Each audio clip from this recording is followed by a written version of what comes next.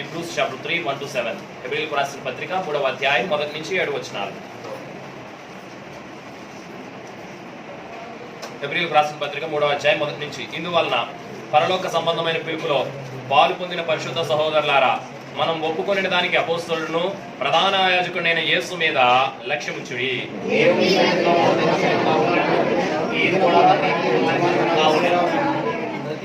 ప్రతి ఇల్లును ఎవడైనా ఒకరి చేత కట్టబడును, సమస్తమును కట్టినవాడు దేవుడే.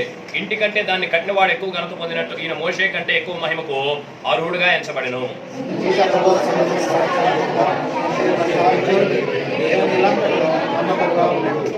అయితే క్రీస్తు కుమారుడైండి ఆ ఇంటి మీద నమ్మకంగా ఉన్నాడు. ధైర్యమును నిరీక్షణ వల్ల ఉత్సాహమును తొలమట్టుకు స్థిరముగా చేపట్టిన యెడల మనమే ఆయన ఇల్లు. చాలు. హెబ్రీ గ్రంథకర్త ఒక విషయాన్ని స్పష్టం చేస్తున్నాడు.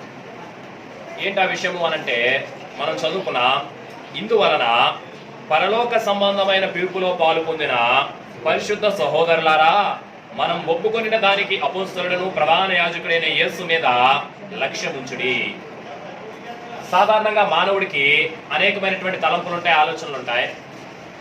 ఒక్కొక్క వ్యక్తి ఒక్కొక్క దాని మీద ఏం పెడతాడు అనంటే తన గురి, తన గమనము, తన లక్ష్యం పెట్టుకుంటూ వస్తాడు. అయితే ఈ గ్రంథకర్త ఏం చెప్తున్నాడు అనంటే, మనకందరికి యేసు మీద లక్ష్యం పెట్టండి అంటున్నాడు. దేని మీద? యేసు మీద లక్ష్యం పెట్టండి అంటున్నాడు.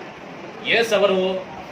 మనందరికీ తెలిసినటువంటి నిర్వచనం ఏంటంటే, యేసు అనగా రక్షకుడని మనం స్వతహాగా వింటూ వస్తాం. యేసు అనగా ఏమని వింటూ వస్తాం? రక్షకుడు. మానవుడు ప్రాథమికంగా దృష్టి పెట్టవలసింది దేని మీద? రక్షణ మీద. మానవ జీవితంలో ఏది ప్రాముఖ్యమైంది? ఉదయం లేస్తాడు మానవుడు, లేవగానే తన దేహం ఏం కోరుకుంటుంది? ఆహారం కోరుకుంటుంది. మొదట ఆహారం. ఆ తర్వాత ఆహారాన్ని స్వీకరించిన తర్వాత ఈ దేహాన్ని కప్పుకోవడానికి ఏం ధరిస్తాడు? వస్త్రాలు ధరిస్తాడు. సరే, ఆహారము, వస్త్రాలు వీటి వరకు ఆలోచించమని ప్రభువైన యేసుక్రీస్తు చెప్పాడు. వీటి తర్వాత మానవుని మనసు దేని మీదకి వెళ్తాది అనంటే, నివసించేటటువంటి గృహం మీదకి వెళ్తారు. సమృద్ధిగా ఆహారం ఉంది, సమృద్ధిగా వస్త్రాలు ఉన్నాయి. ఇప్పుడు ఏం కావాలి అనంటే, అక్కడికి ఎక్కడికి తిరుగులాడకుండా ఒకే చోట. ఇశ్రాయేల్ ప్రజలకు అనుభవం ఉంది. ఏంటి అనంటే, 40 సంవత్సరాలు వాళ్ళు ఏం చేశారు?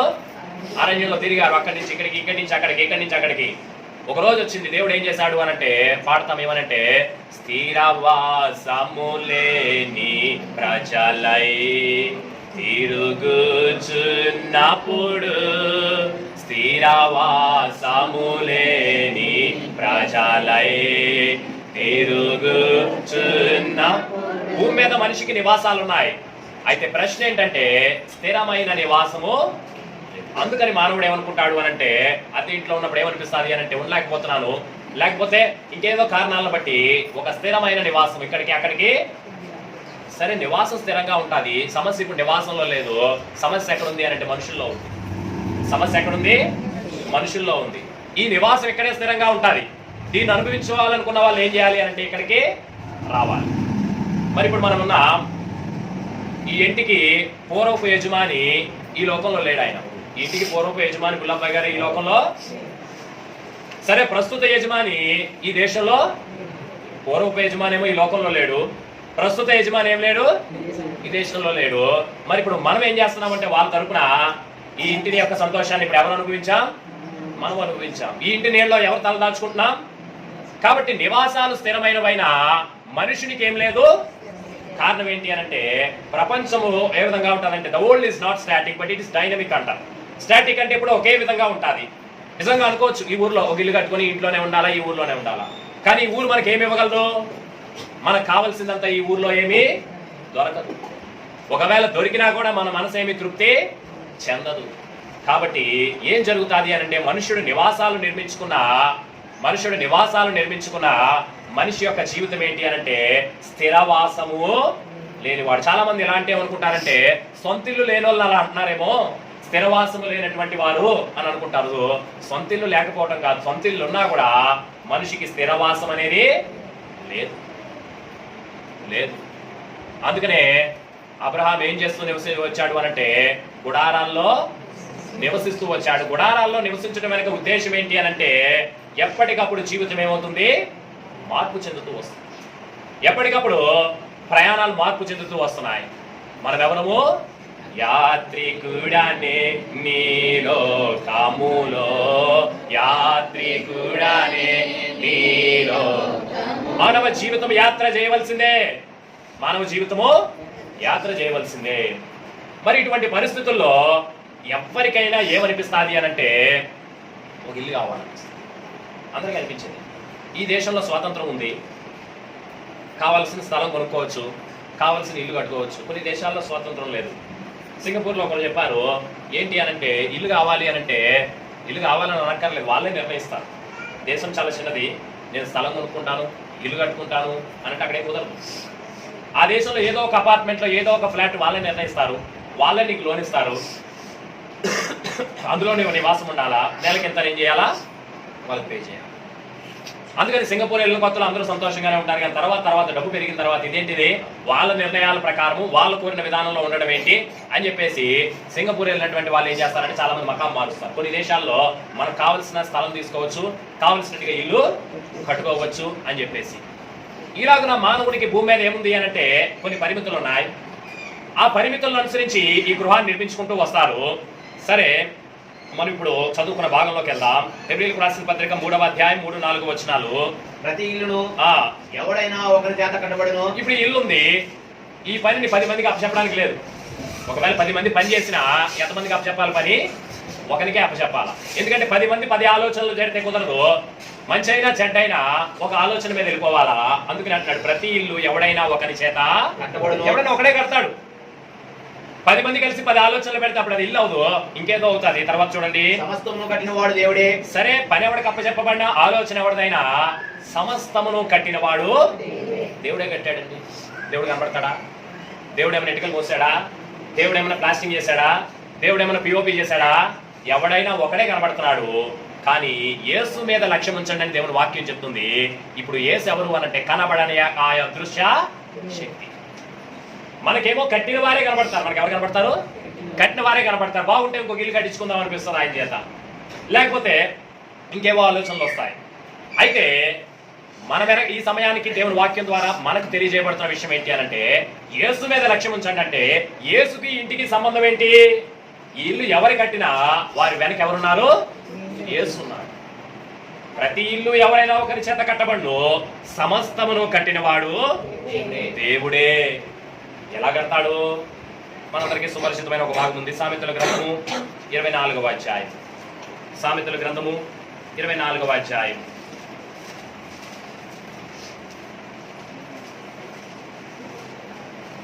3వ వచనము. జ్ఞానం వలన ఇల్లు కట్టబడను. ఏ ఇల్లు దేని వల్ల కట్టబడుతుందంట? జ్ఞానం వల్ల ఏం కట్టబడుతుంది? ఇల్లు కట్ట. ఇప్పుడు ఎవడైనా ఒకరి చేత కట్టబడును అదే దేవుని వాక్యమే చెప్తుంది. అదే దేవుని వాక్యం ఏం చెప్తుందంటే సమస్తమును కట్టినవాడు దేవుడే. దేవుడు ఎలా కడుతున్నాడు? ఎవడైనా ఒకటి కడుతున్నాడు, ఇది అది ఇంకొకటి కడుతున్నాడు, ఇంకొకటి కడుతున్నాడు. అయితే అన్ని కట్టినవాడు దేవుడే. అన్ని పెట్టి వెనక దేవుడు ఉన్నాడు అనంటే అన్నిటి వెనక ఏముంది అనంటే జ్ఞానం ఉంది. ఈ కట్టేటటువంటి వానికి ఏం కావాలా? జ్ఞానం కావాలా. ఒక ఇల్లు నిర్మించాలి అనంటే కన్స్ట్రక్షన్ అనేది ఈ ప్రపంచంలోని అతిపెద్ద ఇండస్ట్రీ. ప్రపంచంలో అతిపెద్ద పరిశ్రమ ఏంటి అనంటే కన్స్ట్రక్షన్ ఇండస్ట్రీ. పెద్దది అనంటే దాని అర్థం ఏంటి అనంటే ఎక్కువ మందికి పని కలిగించేటటువంటిది ఏదో అది పెద్దది. ఇది చాలా మందికి పని కలిగిస్తుంది. దీనికి ఇసుక కావాలనుకోండి, ఎంతమందికి పని ఉంటుంది? నది ఒడ్డున ఇసుక ఎదుగుతారు కొంతమంది, అక్కడ మనుషులకు పని దొరుకుతుంది. తర్వాత వెహికల్ వేస్తారు, వెహికల్ నడిపే వారికి పని దొరుకుతుంది. తర్వాత దాన్ని ఇక్కడ తీసుకొని వస్తారు. ఈ మధ్య ఏదో ఆన్లైన్ అంటున్నారు, మధ్యలో వీళ్ళకి కూడా పని తగులుతుంది. ఈ రకరకాలుగా ఏమవుతుంది అనంటే ఒక మెటీరియల్ అక్కడి నుంచి ఇక్కడ రావాలి, మధ్యలో ఎంతోమంది పని తగులుతుంది. తర్వాత ఒక ఇటుక కావచ్చు, తర్వాత కంకర కావచ్చు. ఇక ఏ వస్తువు చూసినా అన్ని వస్తువులు వాడతారు దాదాపు. ఇల్లు సౌందర్యం ఎప్పుడు బాగా పెరుగుతుందంటే ఎక్కువ వస్తువులు కలయకుంటాయి. ఎక్కువ వస్తువులు కలయకుంటాయి. మేము ట్రైన్లో ఎక్కువ ప్రయాణం వెళ్తున్నప్పుడు బేతంచెర్ల అనే ఊరు వస్తుంది. అక్కడ కొన్ని ఇల్లు ఉంటాయి, ట్రైన్లో చూస్తే కనబడిపోతాయి. మొత్తం అంతా పాలరాయే వాడతారు. మొత్తం అంతా ఏం వాడతారు? ఎందుకంటే అది అక్కడే దొరుకుతుంది, చాలా ఉచితంగా దొరుకుతుంది కాబట్టి గోడలు అవే. తర్వాత పైన దెమ్మలు వేసుకుని ఆ దెమ్మల పైన అవే ఉన్నారు, నివాసం ఉంటున్నారు. కానీ అది గృహాలు ఎలా లేవు, సౌందర్యంగా లేవు. ఎందుకంటే మొత్తం మెటీరియల్ అంతా ఒక గృహం యొక్క సౌందర్యము పెరగాలి అనంటే దాంట్లో ఏం చేయబడాలి అనంటే అన్ని రకాల మెటీరియల్స్ వాడబడాలా. వీటన్నిటికీ మనకేముండాలి? అద్భుతమైనటువంటి జ్ఞానం. ఈ కట్టేటటువంటి వానికి ఇప్పుడు మనం చూసాక ఇలా ఉంది అనంట. ఈ కట్టేటటువంటి వానికి ఏం జ్ఞానం ఉండాలంటే ఇక్కడ ఏమీ లేనప్పుడే ఎలా వస్తుంది అనేటటువంటి జ్ఞానం వానికి ముందే ఉండాల. నివాసం ఇప్పుడు మనం చూసేదో చెప్పొచ్చు, ఏదో ఒక మార్పు చెప్పొచ్చు. అయితే ముందుగానే ఆలోచించగలిగిన వాడై ఉండాలా. ఆలోచించాలి అంటే వానికి ఏం కావాలా? జ్ఞానము వలన ఇల్లు కట్టబడదు. జ్ఞానం వలన ఇల్లు కట్టబడను. ఇప్పుడు ఆయన ఆలోచిస్తాడు, ఇది ఇక్కడ దాకా వస్తుంది, అక్కడ దాకా వస్తే ఇలా అవుతుంది, ఇలా అవుతుంది అని ముందే ఏం చేయాలా? కాబట్టి రకరకాల మనుషులు రకరకాల పనులు భూమి మీద చేస్తున్నారు. ప్రజ్ఞ కలిగి చేస్తున్నారు, జ్ఞానం కలిగి చేస్తున్నారు. వారికి ఆ జ్ఞానం ఇచ్చిన వాడెవడు? దేవుడే. దేవుడే. సొలొమోను అద్భుతమైనటువంటి జ్ఞానం అంట. ఆ జ్ఞానం ఆయనకి ఏ విధంగా సంక్రమించింది? దేవుడు ఇచ్చిన దాని వారికి సంక్రమించింది. సరే, ఇప్పుడు జ్ఞానం వల్ల ఇల్లు కట్టబడతాది. ఆ జ్ఞానం ఎవరు అని అంటే ఇంకా సామెతల గ్రంథంలోనే మనం చూస్తే చాలా సంగతులు రాయబడ్డాయి. సామెతల గ్రంథము 8వ అధ్యాయము 1వ వచనం. జ్ఞానం పోషిస్తున్నది, వివేచన స్వరం నిర్మిస్తున్నది. ఇదంతా చాలా పెద్దగా ఉంటది. చదువుతూ వెళ్ళిపోతే జ్ఞానం అంటే ఏదో మనం కనబడిన విషయము లేకపోతే ఇమ్మెటీరియల్ అనుకుంటా. నిజమే. ఈ జ్ఞానం ఎవరు అని అంటే ప్రభు అయిన యేసుక్రీస్తు. ఇంకా పాత నిబంధన కాలంలో చెప్పాలి అంటే ఆయన భయభక్తులు కలిగి ఉంటే. కాబట్టి ఈ జ్ఞానం దాని వల్ల వస్తుంది. కాబట్టి ఈ జ్ఞానం ఇచ్చిన వాడు ప్రభువు. హెబ్రీయులకు రాసిన పత్రిక 3వ అధ్యాయము 3వ అధ్యాయము 3-4 వచనాలు.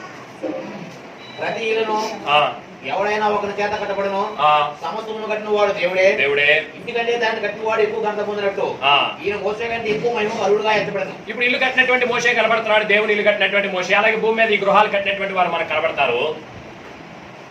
వాళ్ళు మనం కనపరుస్తాం, బాగా కడితే మనకు నచ్చితే, బాగా కట్టాడండి, బాగా చేశాడని చెప్పి.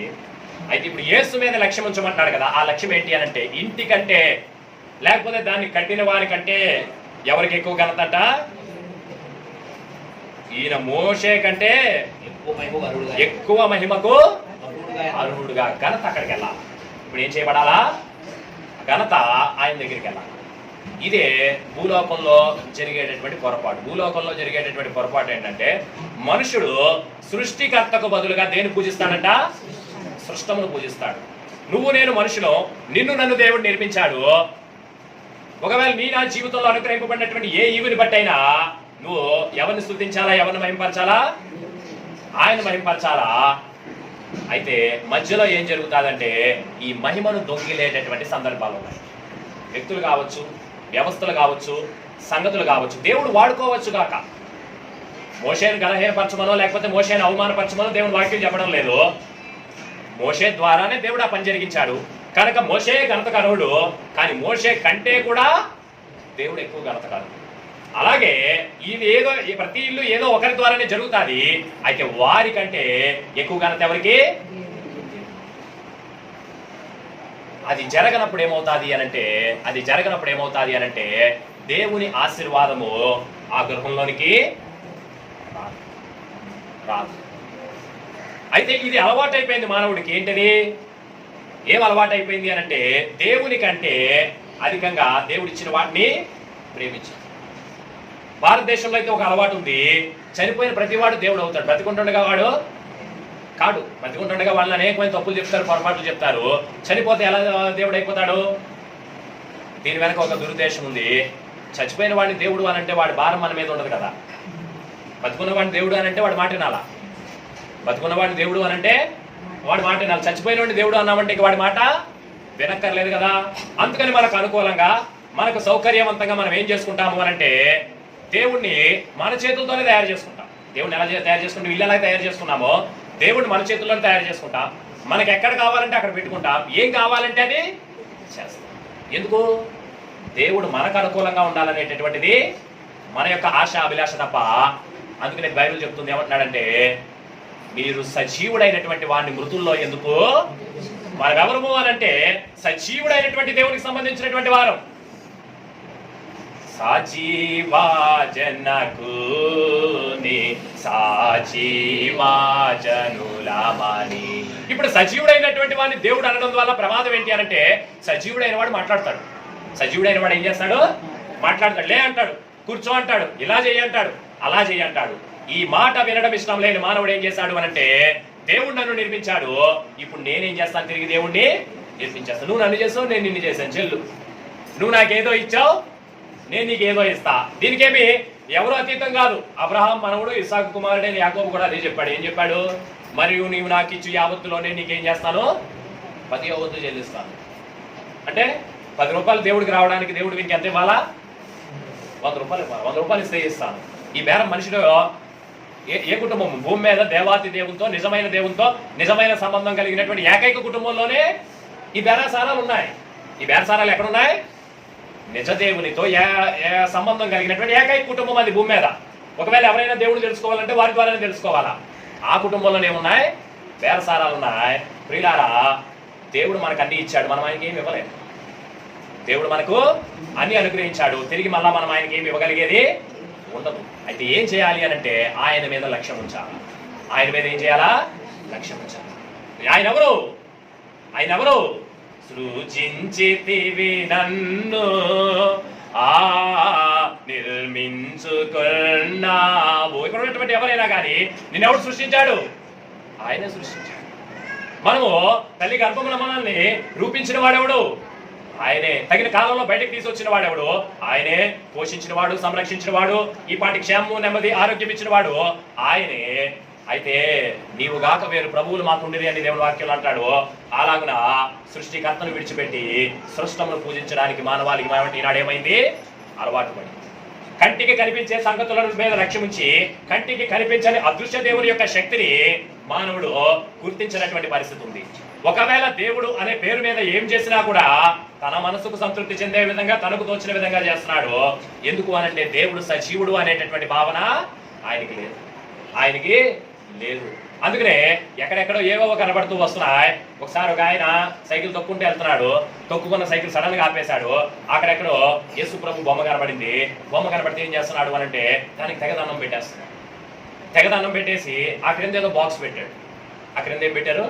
ఒక బాక్స్ పెట్టాడు. ఆ బాక్స్ లో డబ్బులు దూర్చేస్తున్నాడు. పైన దండం పెడుతున్నాడు, క్రింద ఏం చేస్తున్నాడు? డబ్బులు దూర్చేస్తున్నాడు. అంటే దాని అర్థం ఏంటి? యేసు ప్రభు ఎలాగుంటాడు ఆయనకి తెలుసా? యేసు ప్రభు రూపం ఎవరైనా చూసారా? యేసు ప్రభు కాలంలో ఏమైనా ఫోటోగ్రఫీ ఉందా? లేదు కదా. ఒక శిల్పి ఏం చేశాడు? దాన్ని చేశాడు. ఈ మాత్రం జ్ఞానం మనిషికి లేదా? శిల్పి చేతి పాని ఎట్లు దేవుడాగును, కల్పన రూపంబు ఎట్లు మేలు చేయును. శిల్పి చేతి పాని ఎట్లు దేవుడాగును, కల్పన రూపంబు ఎట్లు మేలు చేయును. మొక్కేశాడు, కింద వేసేసాడు. ఆయన నాకు తరచు కనపడతా ఉంటాడు. నేను ఎక్కడ యేసు ప్రభు కనబడినా సైకిల్ ఇప్పుడు సైకిల్ తొక్కట్లేదు, సైకిల్ తొక్కాడు, సైకిల్ దిగిపోతానండి. ఈ దిగి ఏం చేస్తాను నేను? అది ఒక శిల్పి పని. ఈ ఇల్లు ఒక నిర్మించినటువంటి వ్యక్తి పని. ఇల్లు బాగుంటే బాగా కట్టాడంటాం కానీ ఆ దేవుడు అంటామా? అనం కదా. ఆ మాత్రం జ్ఞానం మానవులకి ఎందుకు లేదు అనంటే జ్ఞానం లేకపోవడం కాదు, మానవునికి ఇష్టము లేదు. సజీవుడైనటువంటి దేవుని దగ్గరకు వచ్చి జీవితాలు సరిచేసుకునేటటువంటి ఉద్దేశాలు మానవునికి లేవు. దేవుడు అంటే నా మాట వినాలా, నేను చెప్పినట్టు నడవాలా, నాకు కలిసి రావాలా, నాకేమైనా కష్టం వస్తే సాయం చేయాలా, నేను చేసేటటువంటి ప్రతి తప్పుకి కూడా నాకు ఎలా ఉండాలా? తోడుగా ఉండాలా. నేను చేసే యాకోబు అదే అంటున్నాడు కదా, నేను వెళ్ళుచున్న ఈ మార్గంలో నన్ను కాపాడి మరలా నా తండ్రి ఇంటికి నన్ను ఏం చేయాలా? ప్రభు ఈ మార్గం నీ చిత్తమా కాదా? నేను వెళ్ళడం కాదు, నేను వెళ్తాను ఈ మార్గంలో, నువ్వేం చేయి, నీకు ఇష్టం ఉన్నా లేకపోయినా నా వెంటే. మనకి ఇష్టం ఉన్నా లేకపోయినా మనం ఆయన వెంట వెళ్ళాలి, అది మనకు నిర్ణయింపబడింది. అయితే మనం ఏం చేస్తామంటే దేవునికి ఇష్టం ఉన్నా లేకపోయినా నా వెంట నువ్వు రా ప్రభువా, నేనే పని చేస్తే అందులో నువ్వేం చేయి, నాకు సహాయం చేయి. ఇలాంటి తలంపులు కలిగి ఉంటాడు. మరి ముగించుకోకపోవడము ఒక ప్రాముఖ్యమైనటువంటి ఉదాహరణ మనం చూద్దాం. ఆదికాండము 11వ అధ్యాయము, జెనసిస్ చాప్టర్ 11. ఆదికాండము 11వ అధ్యాయము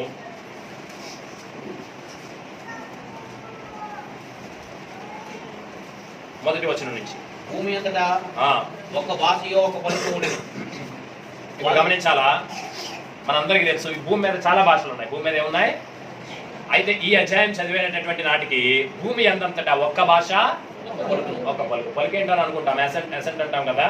ఇప్పుడు మామూలుగా తెలుగు భాషలో అనేకమైనటువంటి ఎసెంట్లు ఉంటాయి. తెలుగు భాషలో ఏముంటాయి? అనేకమైనటువంటి అసెంట్లు ఉంటాయి. అంటే ప్రాంతం మారే కొద్ది భాష ఏమవుతుంది, భాష అదే అయినా కొన్ని కొన్ని పదాలు వేరవుతాయి, పలికే విధానం కూడా మార్పు వస్తుంది. అసలు మొదట భూమి మీద ఒకే భాష ఉంది, ఒకే పలుకు ఉంది. ఇప్పుడు ఆ భాష ఏంటి, ఆ పలుకు ఏంటి అనే దాని మీద పెద్ద రీసెర్చ్ జరుగుతుంది. తెలియకపోయినా కనిపెడతా ఉంటాడు. దేవుడిని ఎలాగైతే మనం స్వజ్ఞానంతో కనుగోలేమో అలాగ అప్పుడు ఉన్నటువంటి భాష ఏంటి, అది దేవదూతల భాష అంటాడు ఒకడు, లేకపోతే ఇంకేదో భాష అంటాడు ఇంకొకడు. తెలియని దాన్ని తెలుసుకోవడం వల్ల ప్రయోజనం లేదు, అయితే ప్రయత్నిస్తూ ఉంటాడు. అయితే తెలుసుకోవాల్సింది ఏంటంటే ఒకే భాష ఉంది, ఒకే పలుకు. తర్వాత ఏం జరిగింది, వారు తూర్పును ప్రయాణం అయిపోతుండగా, ఇప్పుడు మనుషుడి యాత్రా జీవితం కదా ప్రయాణం వెళ్ళిపోతున్నాడు.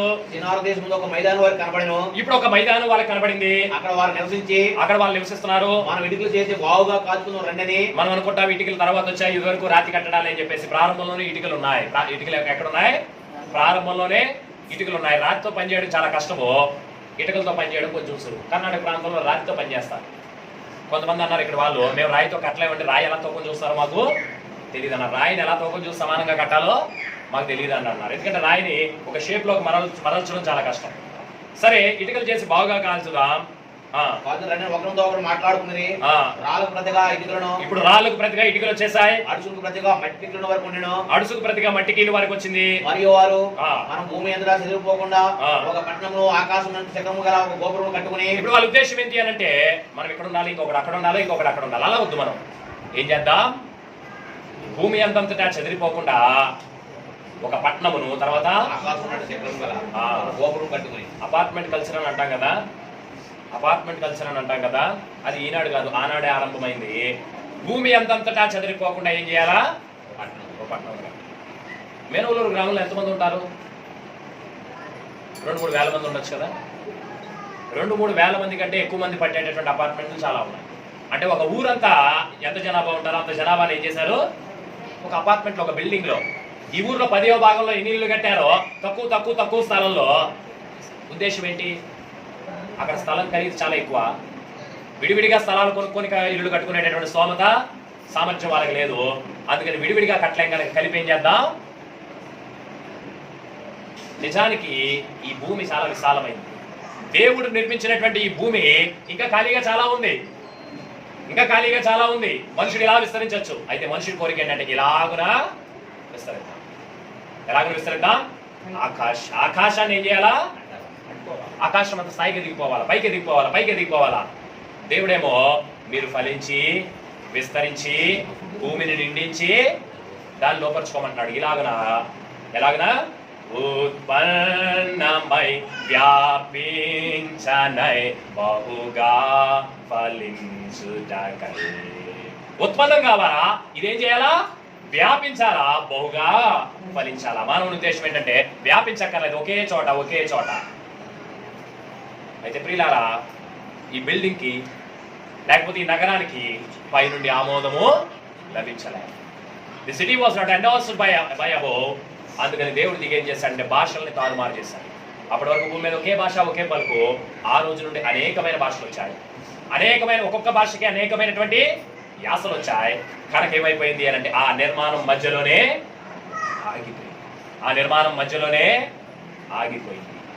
మానవుడు దేవుని చిత్త ప్రకారం కాకుండా, దేవుని మహిమార్థమై కాకుండా, తన తలంపుల ప్రకారము, తన ఆలోచనల ప్రకారము ఏది ఆరంభించినా అది మధ్యలో ఏమవుతుంది, అర్ధాంతరంగా ఆగిపోతుంది. అది అర్ధాంతరంగా ఆగిపోతుంది. ఇప్పుడు ఆగిపోయినటువంటిది ఏమవుతుంది అని అంటే చరిత్రలో ఒక అవమానానికి లేకపోతే దేవుని ఉగ్రతకు నిదర్శనంగా నిలుస్తుంది. బాబేలు గోపురము అటువంటిదే. అది ఎవరికీ ఉపయోగపడలేదు, దాన్ని ఎవరూ అనుభవించలేదు. ఏమైంది అని అంటే ఒక్క భాష ఉండేదాన్ని అనేకమైన భాషలు చేసేసింది. ఈరోజు మనము ప్రపంచమంతా తిరిగి ఎక్కడైనా ఎవరితోనైనా ఎలాగైనా ఎందుకు మాట్లాడలేకపోతున్నాము అని అంటే అనేకమైనటువంటి భాషలు వచ్చాయి. కాబట్టి దేవుడు కలగజేసినటువంటి మొట్టమొదటి భేదం ఏంటి అని అంటే స్త్రీ గాను పురుషుడు గాను మనుషులు సృష్టించాడు. లింగ భేదాలు ఉన్నాయి, ఇవి దేవుడి వల్లనే కలిగాయి. అలాగే రెండవ భేదం ఆయన సృష్టించింది ఏంటంటే మనుషుడు తప్పు చేసినప్పుడు భాషా భేదం ఏం చేశాడు, ఆయన సృష్టించాడు, ఆయన కలగజేశాడు. ఇది ఆయన ఉద్దేశపూర్వకంగా చేసింది కాదు. మొదటిది ఆయన ఉద్దేశపూర్వకంగానే చేశాడు, స్త్రీని గాను పురుషుడి గాను. రెండవది మానవుని యొక్క ఐకమత్యము చెడు వైపు పరిగెత్తినప్పుడు, మానవుడు కలిసి ఉండడం మంచిదే, ఐక్యత కలిగి ఉండడం మంచిదే, అది దైవ చిత్తానికి భిన్నంగా ఉన్నప్పుడు మాత్రము ఆయన ఏం చేస్తాడు? ఈ భాషా భేదం కలగజేస్తూ వచ్చాడు.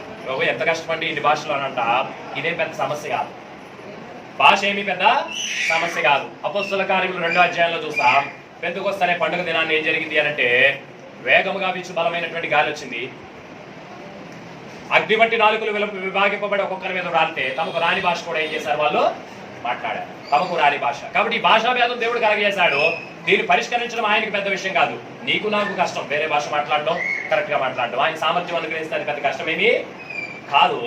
అయితే ఇక్కడ ప్రశ్న ఏంటి అనంటే, ఏ భాష కాదు, లేకపోతే ఏది కాదు, నువ్వు చేస్తున్నటువంటి నిర్మాణాలు దేవుడు అంగీకరిస్తున్నాడా? దేవుని ఆమోదం దానికి ఉందా? దాని వలన దేవుని నామానికి మహిమ వస్తుందా? లేకపోతే స్వకీయమైనటువంటి మహిమ అది? ఇందువలన పరిశుద్ధ సంబంధమైన పిలుపులో పాల్పొందిన పరిశుద్ధ సహోదర సహోదరిలారా, యేసు మీద మీరేం చేయండి? లక్ష్యం ఉంచండి. ఏం కట్టినా, మీరేమి చేసినను, ఇంకా కట్టడం అని అంటున్నాం మనము. అపొస్తలుడైన పౌలు అంటున్నాడు, మీరు భోజనము చేసినను పానము చేసినను దేవుని మహిమ నిమిత్తం చేయమంటున్నాడు ఆయన. నేనేం చేసినా ఎవరికి కలగాల? నన్ను తల్లి గర్భంలో రూపించిన వాడు ఆయన, తగిన సమయంలో బయటికి తీసుకొచ్చిన వాడు ఆయన, కాపాడిన వాడు ఆయన, ఈనాటికి నాకు అన్ని చేస్తున్నవాడు ఆయన. కొంతమంది దీన్ని అర్థం చేసుకోలేదు లోకంలో, నాకైతే ఇది అర్థమైంది. కాబట్టి నేనేం చేయాలా? ఆయనకే స్తుతి మహిమ ఘనతయు యుగ యుగములకును. స్తుతి మహిమ ఘనతయు యుగ యుగములకును. స్తుతి పాత్రానికే చెల్లును, స్తోత్రానికి కాగును.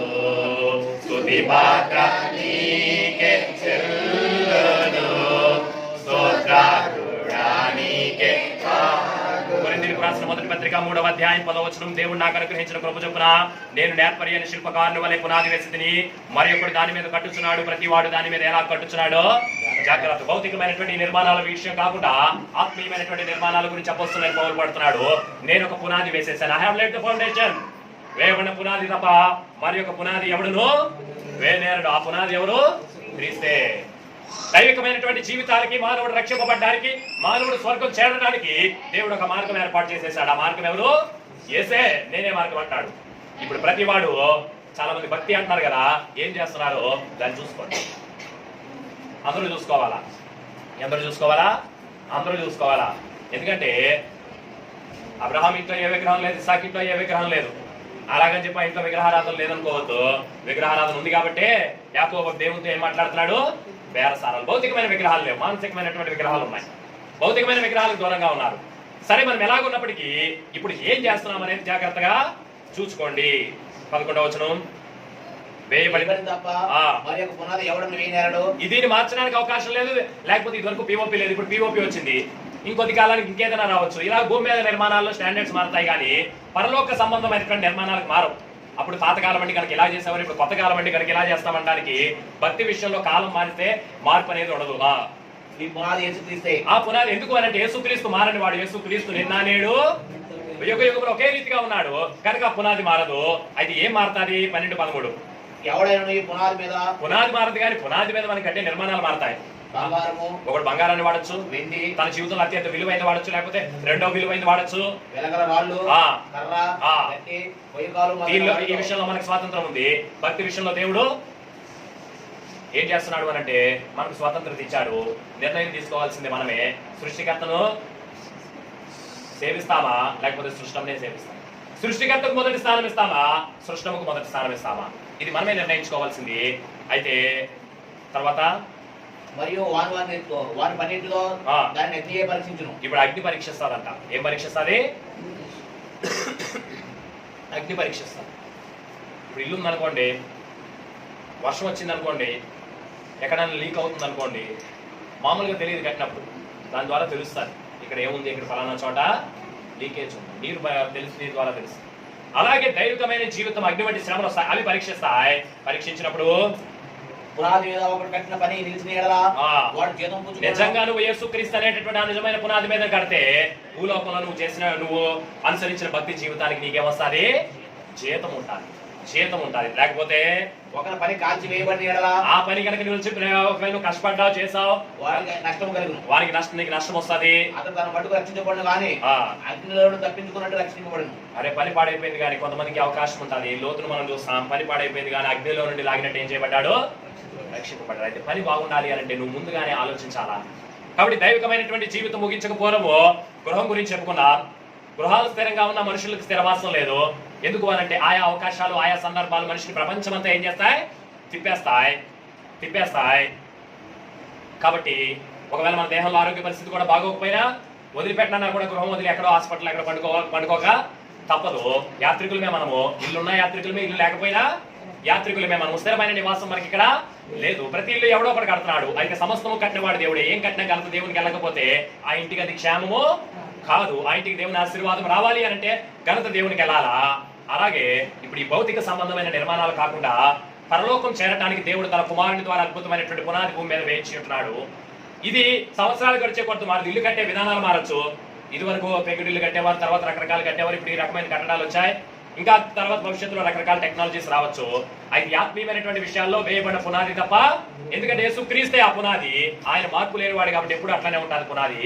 అయితే ఇప్పుడు నువ్వు ఎంత ప్రాధాన్యత ఇస్తున్నావు ఆయనకి? నీ జీవితంలో ఏ ప్రాధాన్యత ఇస్తున్నావు? వేరేనే ఇవ్వచ్చు, బంగారం ఇవ్వచ్చు, వెండి ఇవ్వచ్చు, మట్టి ఇవ్వచ్చు, పొయ్యికాలు ఇవ్వచ్చు. ఇందులో ఎవరికి ఏ విధమైనటువంటి ఒత్తిడి లేదు, భారము లేదు, వాళ్ళ మీద ఏ విధమైనటువంటి కాడి లేదు. స్వతంత్రులే ఈ విషయంలో ప్రతివారు. ఎవరు మన స్వతంత్రాన్ని అపహరించలేరు, మనం అవివేకులమైతే తప్ప ఈ విషయంలో ఎవరు కానీ మన స్వతంత్రాన్ని ఏం చేయలేరు, అపహరించలేరు. అయితే ఏం చేస్తావో మోసపోకుడి దేవుడు మనుషుడు ఏం విత్తునో ఆ పంటనే కోయిను. పరలోకం చేరాలి అని అనుకుంటే ఈ శ్రేష్టమైన పునాది మీద మన జీవితాలు కట్టబడాలి. ఇక్కడ చేరినటువంటి మనం ఆయన ఎరిగిన వారంగా చెప్పుకున్నా, ఎరగిన వారంగా చెప్పుకున్నా, ప్రతి వారికి యేసుక్రీస్తు అనే పునాది మీద భక్తి జీవితం కట్టబడినదై ఆ నిత్యరాజ్యంలో చేరే వరకు సదాకాలం ఆయన ఆత్మ ద్వారా మనకు దేవుడు తోడైండి నడిపించారు.